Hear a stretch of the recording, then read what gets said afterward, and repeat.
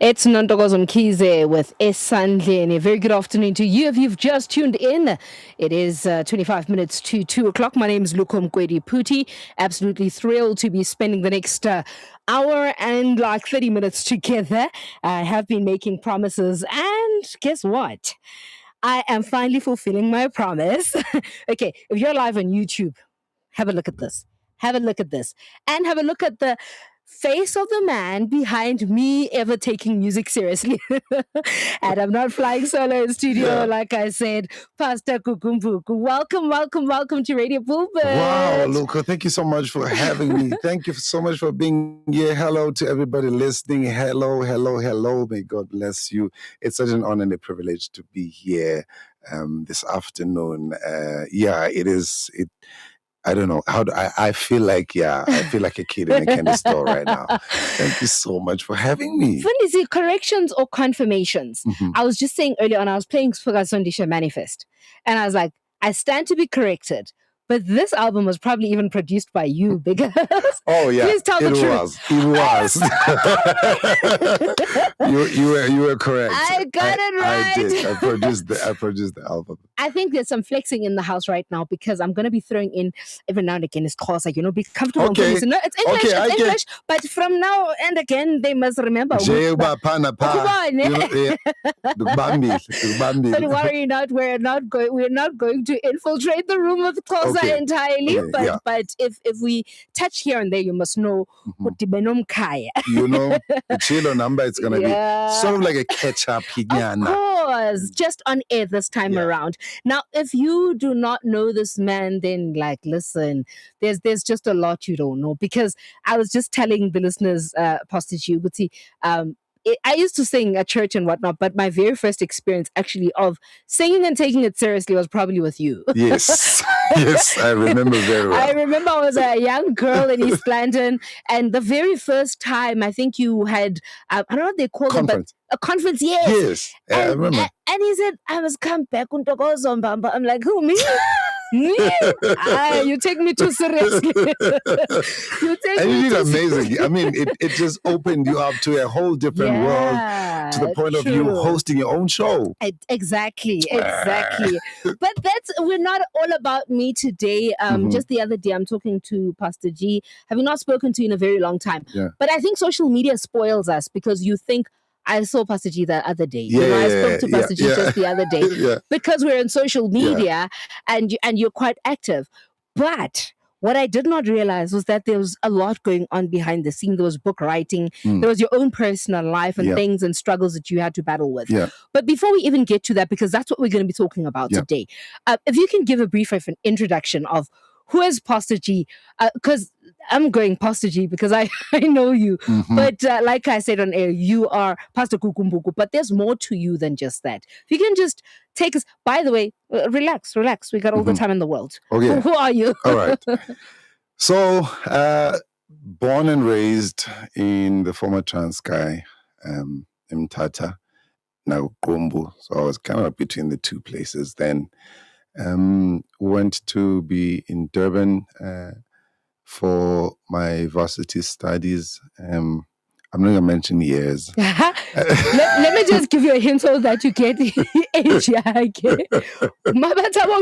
That's who he studied with. All these other guys, if you can guess their ages, you can guess his age. Yeah, so it was those years, and I think that's where a lot of my ministry was shaped. I had started ministry in early years in church, in music back home, and evangelical ministry with my dad and other members of the evangelical ministry that traveled around quite a lot. I literally, when it was holiday, I was in a crusade in one of the towns where the Sigisigi, Oganya Guse Bizana, Oganya Guse Matadela. You're always on the scene of revival. Yes. So my childhood was just church, pure church, and but when I got to varsity, then it was when I became, quite active to the point of doing open air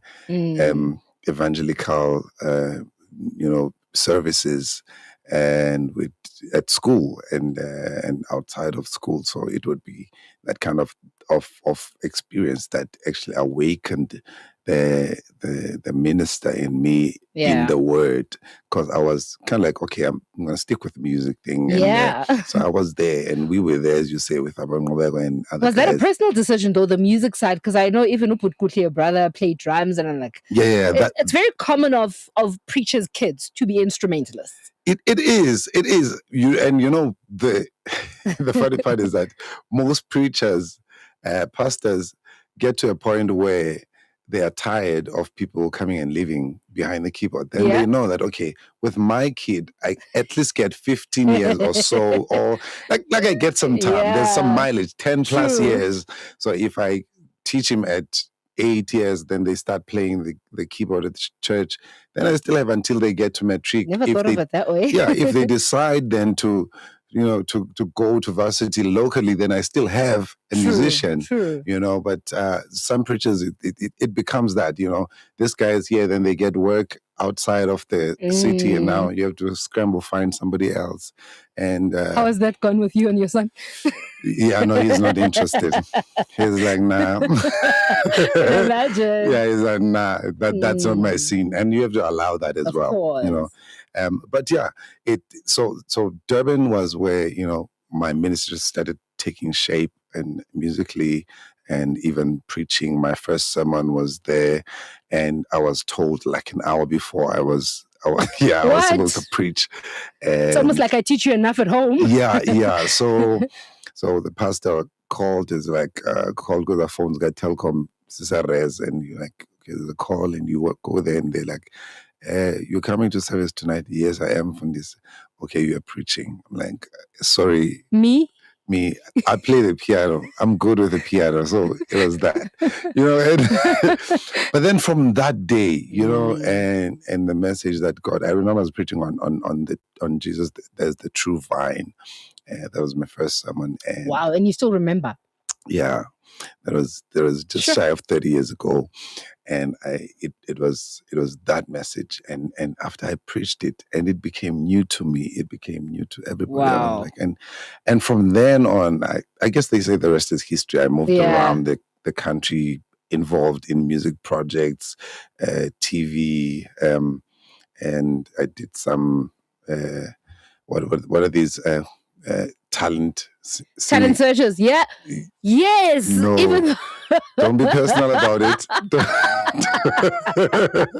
Yes. Okay, I'll leave it there. I did those. So I wanted to sing gospel, and I did some auditions for Joy Celebration, and so I've you've been around. I have. You've been around. I have, and then God called me into ministry to found a church, and we started in 2013 in November, and it's been quite a journey from then, and kind of like on the job learning. But interestingly enough, guys, and I'll tell you this, if you don't know Pst Gugu, if you don't have a close relationship with him, you'll get very confused. Mm-hmm. He's very big on music. So in Durban, you were studying music right now? No, I wasn't. I was doing engineering. Yes.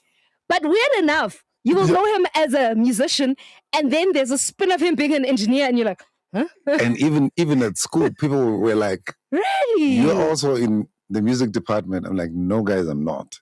Because I hung around with musicians quite a lot, and we'd go to gigs. So you never even considered that side of studying music? No, not really. Was it your choice, or well, firstly it was them, but when I got there, and I was like, okay, I can learn this on my own. I get the significance of going to classes and studying music, but I was like, okay, I think I'm let me take this engineering thing and see where it goes. And you did really well in music for somebody who actually did not study it at all, I must say. Yeah, I did not study formally. Okay. I did. I had to, take classes myself, but it was not formal education where you have a degree or whatever. So I know music theory. I know, I had to do that for my own development.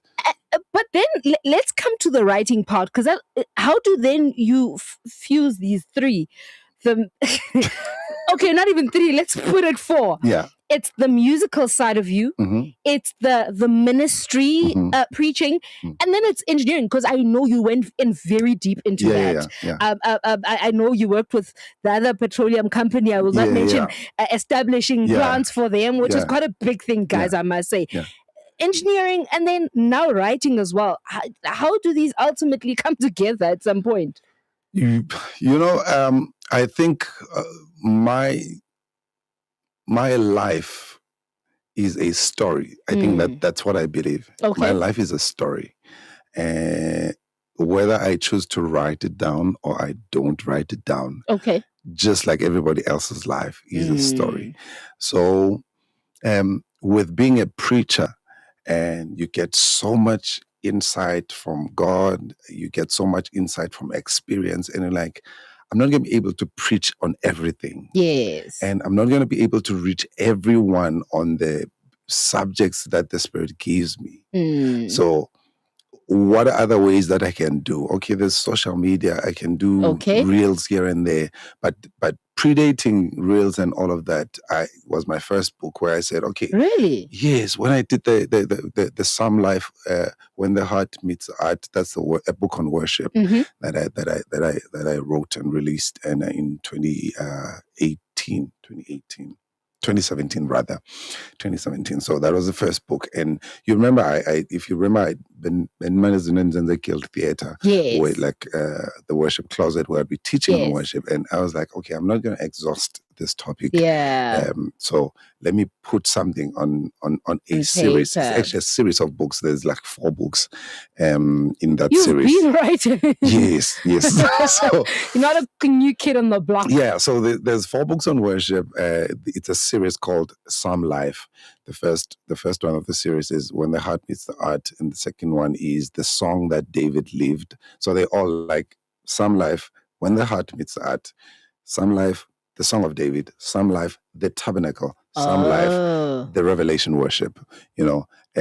Just trying to bring out the understanding of worship, true biblical understanding of worship, what it means, what it really means, what it does not mean, especially so that people might know in this day that it's not that, but it is this, So it was that drive that, okay, what I cannot preach or reach an audience, I can do through writing. So I had somebody helping me with my first book in editing, somebody from this family right here. Oh, yes. Okay. So we worked together on the first one, and she was amazing. And it came out, and it's been one of those books that, it's all over the world. People have traveled teaching and distributing that book to different audiences across the globe, and God has been faithful to that. Wow. And so the journey has been that when it comes to writing, and it was sparked by some people will not get to hear my voice, of course, but they might have an opportunity to read from what I put on paper. Guys, speaking of voice, as deep as his voice may sound right now, hear him sing. It's a totally different story. No. I want us to move closer to this particular book, Mfundisi. I was actually laughing about this on air earlier on. The pronunciation dynamic between leave and live. I know, right? And me being from JSS, but people, uibala is easy, but to say it, evening divandi ibiza, kendlela uba. You are saying the same thing. You still mix it up. So yeah, it's one of those things that my kids always, when I say dead, and they're like, it's live and live. They're like, dead means die, and I'm like, no, I mean dead, like with that, and they're like, that one is dad, the other one is dead. Yeah. Yes. Same thing. Yeah. I get it a lot. I'm not gonna try. No. I get it entirely. So you wrote this book. I had to leave to live. What even sparked the title? We're gonna get to the story of it, but I'm like, leave. What are you leaving? Live. Immediately when you see the title of the book, you're like, huh? What did you have to leave? What did you? Why are you living again? Let's get into this book. What went through your mind when you wrote this book, Nje? To say, okay, let me start. By the way, it's one of those books that impressed me because it's nice and thick. It's not quickly thought. Yeah. So it was before there was a book, before there was anything to pen down. Like I said in the beginning, there was a life lived. This thing was in my bones. This thing was inside of me. This was a journey that I had walked. Yeah. But it got to a point. It was sparked when I got to a point where I was like, I'm surviving. Okay. Yeah. I'm nearly making it. Yeah, I'm making it. People are clapping for me. There's applause. Your impact is felt, and it's evident. People are praising you. But am I really doing everything that I'm supposed to be doing, or I'm merely now feeding off of what the people want? Sure. What is expected of me? Yes, that's true. Yeah. What is expected? Am I just delivering? Yeah. Am I just task based? Like right now, is that my life? You know, and overarching everything was the awakening to what I call the savior complex in me. Where I have to rescue everybody. I have to, somebody's in trouble, I step in. Yeah. And and you being a pastor again doesn't really help. Does not help. It doesn't help. It's expected again that if people run to me, I don't have the luxury of saying no. I can't. Or according to my limited understanding at the time and the expectations and the pressures of society. It's like, if Umfundis cannot help you, who else exactly is going to help you? Sure. So I was in that space and I was like, but the other side of the coin is that I'm dishing out all this kindness and generosity at the cost of being unkind to myself. And that was the first thing that I said, I have to get out of this. Sure. So that's where it was birthed. I'm not living, I'm surviving. So for me to live, I have to leave this whole understanding and setup and behavior and being boxed into behaving a certain manner. I have to walk away from this. So it was first an internal thing, like before I started looking on everything else that was external, that was now causing me to live under pressure or to survive under pressure rather. And I was like, this is not the life I want to have. So it was that moment that defined I need to walk away. Was that the awakening as you speak of in chapter 1? Yeah. Okay. That was the awakening. And I call it the mind mirror, where you are not really looking at a mirror, but in your mind you have a full image of a mirror and yourself on the mirror, and you're looking at yourself and you're like, oh, I can see a dark spot here. I can see that. I can see a what here. I can see. And why do I have this? Okay, this is caused by that. That is caused by that. That is caused by. So, but how am I going to live my life and allow these things to keep growing until I don't recognize myself? Sure. Or am I going to nip it in the bud right now, do something about it so that there's no more that grows? Instead, I try to remove the ones that have already, appeared on my skin. That kind of mind framing where this is not me. This is who people want me to be. This is who people expect me to be. And so I was like, it's time for me to get out of living my life on the terms of other people. Sure. And then everything else just started coming as I was writing and started coming with the different aspects of things to live.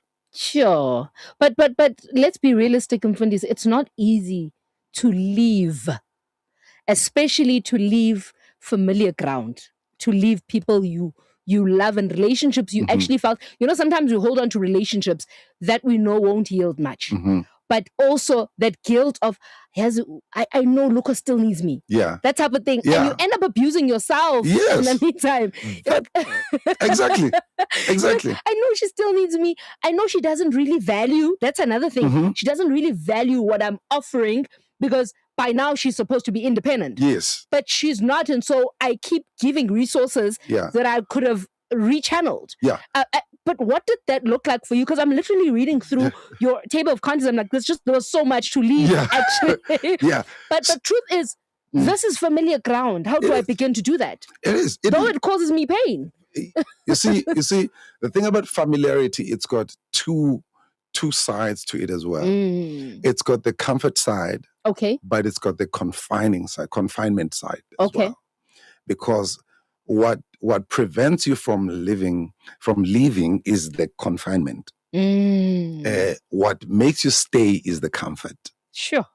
So whenever you consider leaving, you are confined to this because of either of two things. One, like you're saying, Lukho still needs my support. But number two, which is the very silent part of that very same statement, Lukho makes me feel relevant. Sure. So there's a sense of comfort in that knowledge. Yes. Yeah.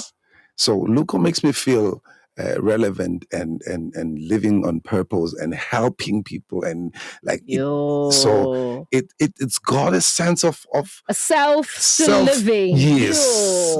There is that as well, but you always will highlight the part of other people needing you, but really they feed the desire to be acknowledged and to be relevant. True. And that's what, and you are afraid to leave that because who am I outside of this thing?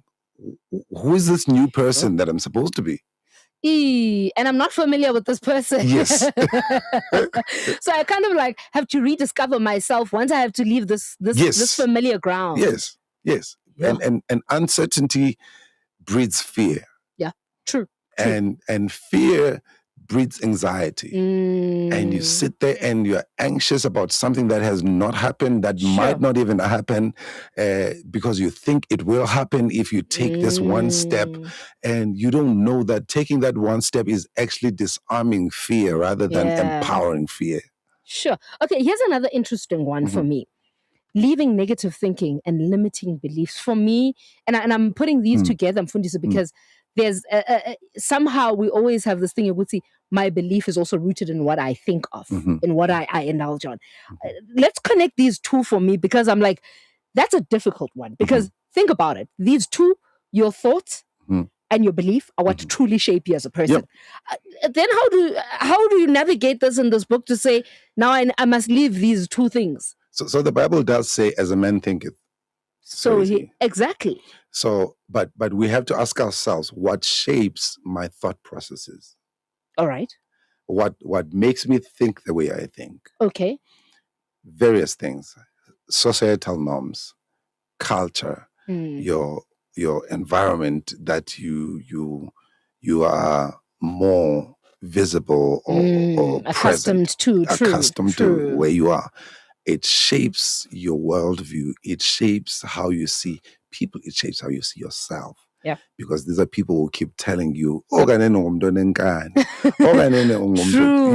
know. Yeah. And then your thoughts eventually align. The psychology is an interesting subject. Yeah. The psyche of men. You eventually start believing that. And then the thoughts then translate to beliefs. Yeah. Yeah. The thoughts move from just being thoughts and they translate to belief. And the worst part of them is that now it advances from just beliefs. And especially if it's about yourself, it then becomes intertwined into your identity. And that's who I am. It becomes trickier, actually. It's not now what I think, it's who I am. It's not what I believe, it's who I am. It's my identity. Yes. So now I have to live according to my identity. So it's no longer, so those beliefs limit from identity, and then subsequently, because identity is tied to purpose, then they restrict your purpose, because every single item manufactured is manufactured with purpose attached to its identity. We too are just like that. God has made Lukho with a certain identity attached to a purpose. So you cannot operate outside of that purpose effectively. You can Sure. try, but Okay. you will not be as effective. But once culture shapes you to say, you are actually a musician, you're actually an artist, and now you abandon this part of Lukho, which is being a storyteller, Yeah. a broadcaster. You abandon that because you're already boxed into something else. Sure. So you have to be on the other side of the mic. Okay. you know, and Yeah. now it has limited your purpose fulfillment and restricted you to just one chapter of your book. Yeah. And you never get to write the rest of the chapters of your book. Sure. Very interesting. It started from a thought. Started from environments that shaped the way you think, the way you see yourself. Fanisi, hold that thought. We'll be right back. Just need to get the news covered. Okay. You and I are going to be back just now.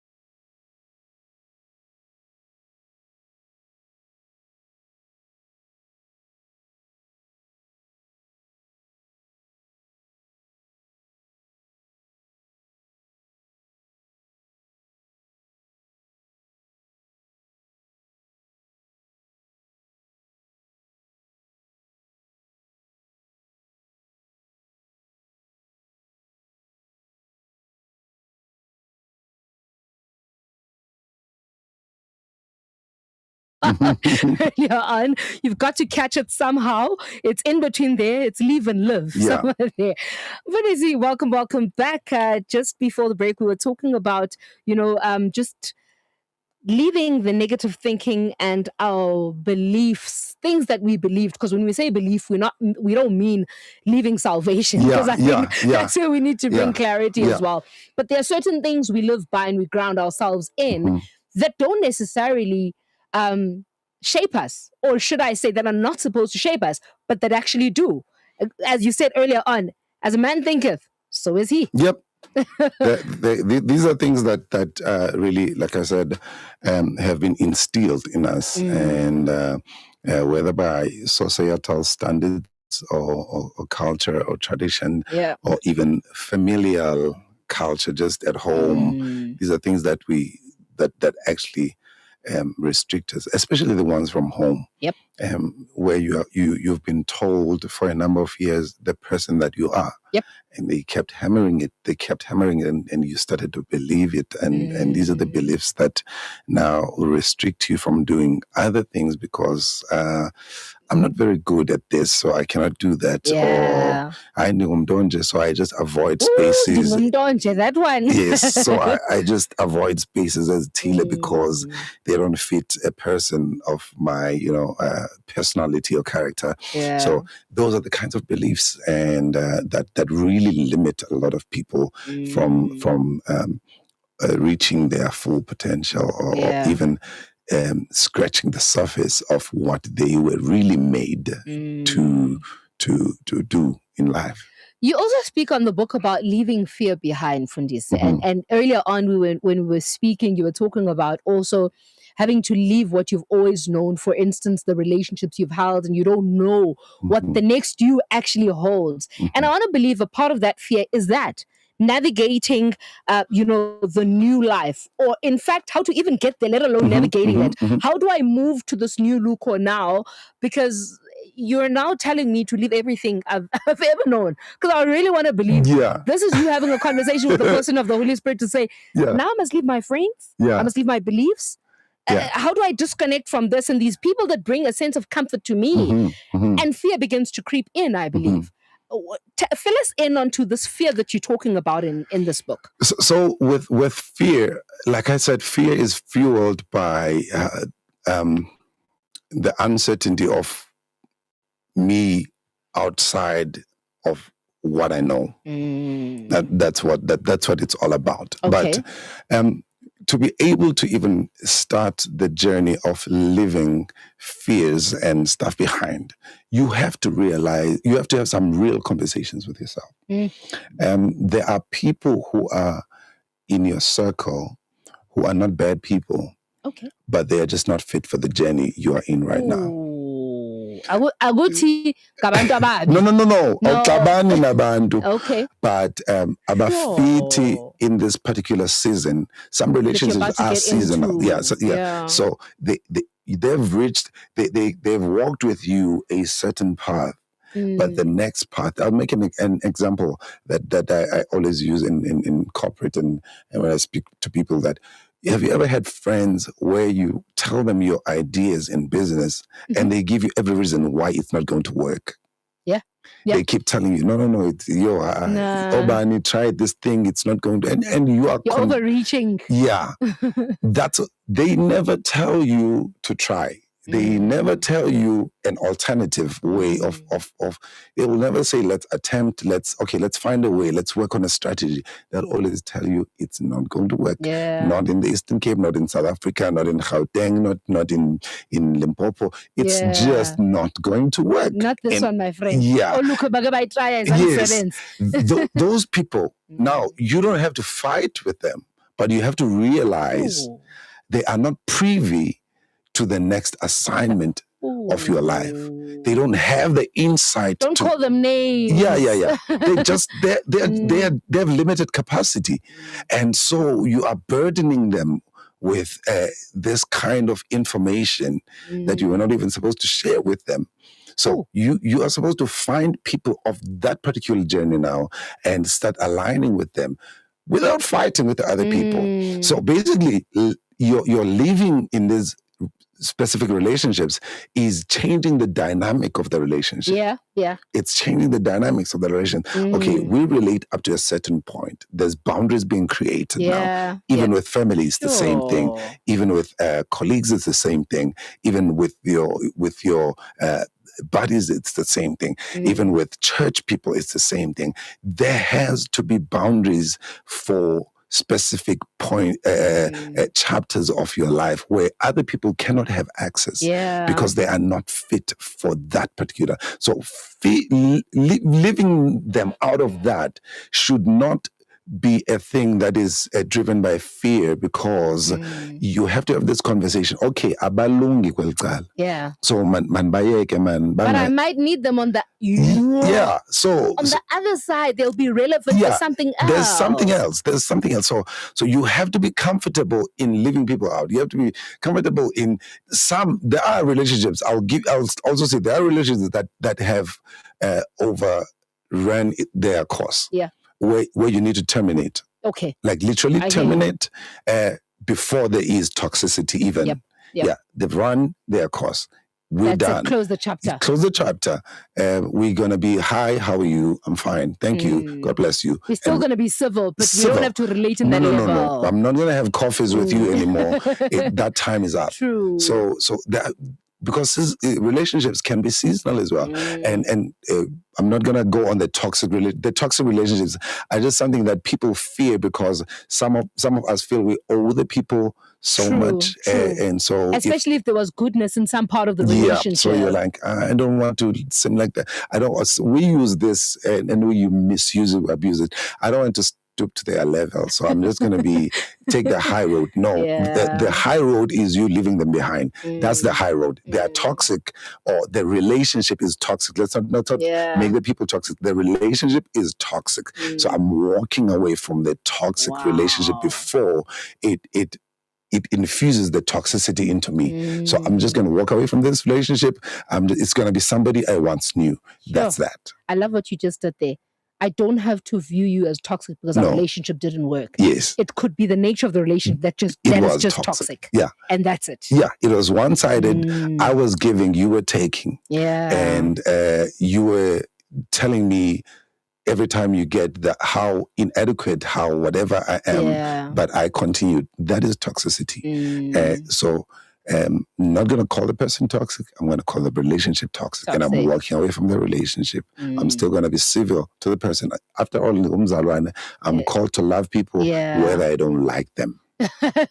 True. Now let's step into the new life, fully into the real life that we're destined for, Mfundisi. Before we close up our chat, how do I do that amidst, and let's be realistic as well. Yes. We've just cut the umbilical cord with some relationships that we thought we needed, actually. Now we have to step into this new unfamiliar ground. How do we do that? Well, what advice do you give? My advice would be, do not let fear be the driver. Okay. Because stepping into uncertainty is dreadful. So you cannot allow the uncertainty to say, what if? Yep. With every what if, I've always said this to myself when there'll be that, when something says, what if this doesn't work? And I'm like, what if it works? What if it does? What if it does? That's me. Like, what if it does? Why am I going to consider what if it doesn't? Why am I what ifs always negative? So every time that comes up, I counter with a what if it works? Then I start to plan for it to work. Wow. I start to plan for the side of it working. I'm not going to sit and wait for it not to happen. Yes, yeah. I'm not going to wait for it not to work. I'm going to work at it for it to work. So that is my focus. What if people don't support you? Then I start working on a strategy to make people support me. So you have to always focus on the journey. I have somewhere to get to. You don't think when you are driving from here to Johannesburg, you don't think, what if I get a flat tire along the way? No. You don't. What if I get there? What if I run out of fuel? Then, for me to not run out of fuel, let me put places and let me put measures in place. Yes, let me go to the garage and fill up so that I don't run out of fuel, and make sure my tires are in good condition so that I don't get that. So you have, as you step in, you have to be intentional about everything that you do. You don't leave anything to chance, because fear is going to want you to say, let's see how things work. You don't step into full living by saying, I want to see how what comes out of it. No, we're not seeing. We are making sure it does get to the destination. Yep. Oh, I love to hear that. But Vanessa, tell me, who would you say then this book is for exactly? Is it for believers? Is it for non-believers? What type of believers? New believers? Who would you say this book is for exactly? The book is for everybody. Let me put it out that way. You are a believer, and you are struggling with some things that are holding your spiritual life back. You need to leave those. Yeah. You are a person who's needing a sense of direction concerning your life and future. Read the book. It will free you from some things. You're a non-believer, even. Hopefully, by the time you finish the book, you will be a believer. You are a person in corporate and in leadership, and you want some insights on what traits as a leader I need to leave behind, because they are stifling the growth of my team, or my leadership style is being contaminated and people cannot relate to me. I tell them I have an open door policy. They just leave the door open. No one steps into the door. You need the book. So it's for everyone who's still trying to figure out where to from here, or you have reached a certain milestone and you're trying to know how to maintain and sustain what I have built up without falling backwards to the old version of myself. This is the book for you. What is it? Literally in 10 seconds. How do we get in touch with you? How do we get our hands on the book? Social media, TikTok, Facebook, Instagram, X, Gugu Mbuku is the name.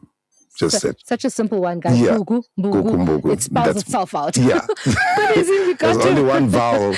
It's you. Just Gugu Mbuku. Or you can go to my website, www.gugumbuku.org. That is where you'll find more information and how to get in touch with me. Vanessa, that's it. God bless. Thank you so much. Thank you so much, Lukho. Thank you to all the listeners of Radio Pulpit. It's been an honor and a privilege. May God bless you. May God show grace and mercy upon you. That's it from myself for now.